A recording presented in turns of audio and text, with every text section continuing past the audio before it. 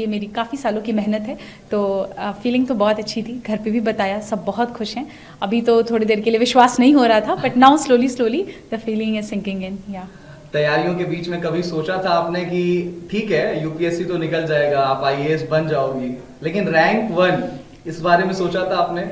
मैंने तो नहीं, पर मेरे भाई ने हमेशा से ही सोचा था। लास्ट ईयर भी जब मैंने इंटरव्यू के बाद I miss the cut off by 12 marks, उसने यही कहा था कि तुम चिंता मत करो, तुम फिर से लिख जाओगी, तो यू अगेन क्लियर इट, और तुम्हें भगवान ने रैंक 1 के लिए ही बचा के रखा है। एंड आई थिंक आज उसकी बात सच भी हो गई कहीं ना कहीं।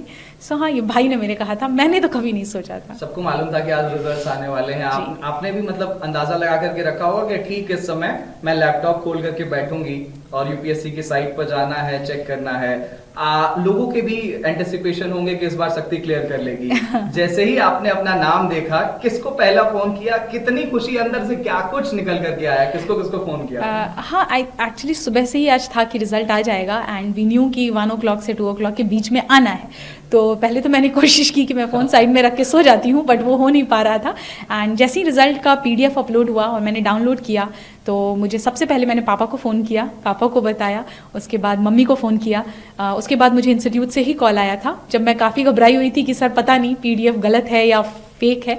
सर ने फिर बोला नहीं, हमने आपका रोल नंबर क्रॉस वेरीफाई किया है, आप ही का रोल नंबर है। तो that's when finally I accepted कि it's done, it's happening.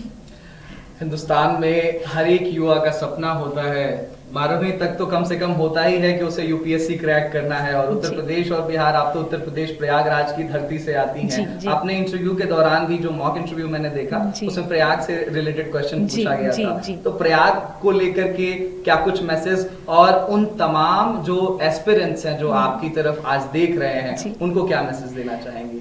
Prayagraj तो मेरी जन्मभूमि भी है, so it's always very close to my heart. I think that place has played a lot of role in shaping me who I am. I think aspirants की बात करें अगर, तो हर बच्चा आई थिंक अपने मेहनत, अपने एंड से तो पूरी कोशिश ही करता है। थोड़ी सी कमियां हैं जो अगर इंसान में रह जाती हैं, जिस वजह से मे भी हम चूक जाते हैं किसी पर्टिकुलर अटेम्प्ट में। What we need to do is just reflect back, क्या गलतियां हुई उस पर काम करेंगे। वरना ये हमेशा दिमाग में रखना है कि यूपीएससी सिर्फ एक एग्जाम है, it's not more than life, not anything more important than your life it is. So I think ये चीज़ें हैं जो बच्चों को अपने दिमाग में रखनी चाहिए। मम्मी पापा से बात हुई? जी हाँ, बिल्कुल, सबसे पहले उन्हीं से बात हुई। हाँ, और आज कोई मंदिर जाने की तैयारी है? ढोल नगाड़े कुछ बज रहे हैं घर पे? मंदिर तो मैं आज सुबह ही होके आई यहाँ पे, तो इसलिए हाँ, डेफिनेटली इसके बाद मैं यहाँ से निकलूंगी तो मंदिर ही जाऊंगी। अच्छा, ये आपका 5वां अटेम्प्ट था?